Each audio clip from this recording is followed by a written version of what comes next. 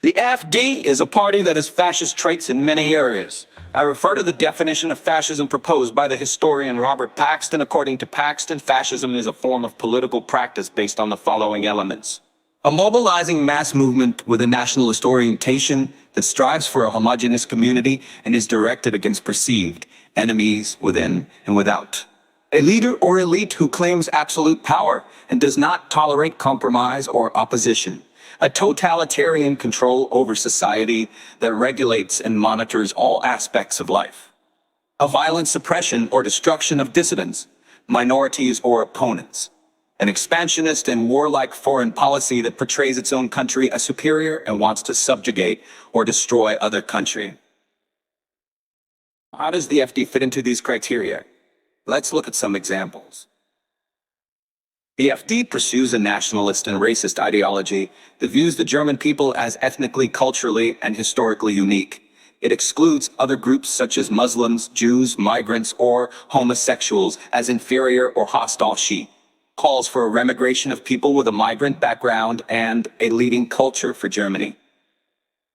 The AfD denies or trivializes the Holocaust and other crimes of National Socialism. It glorifies or relativizes the Nazi era and its symbols. She speaks of a cult of guilt and a monument of shame in relation to German history. She calls for a being 80-degree turnaround in memory policy. The AfD opposes parliamentary democracy and the rule of law.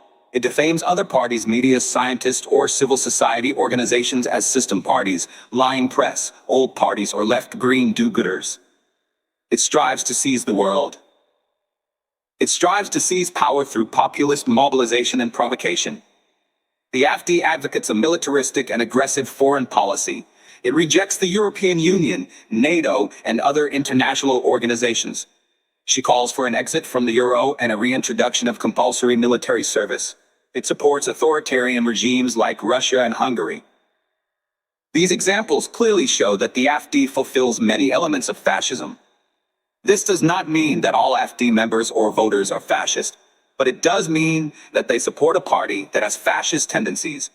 This is dangerous for democracy and human rights in Germany and Europe.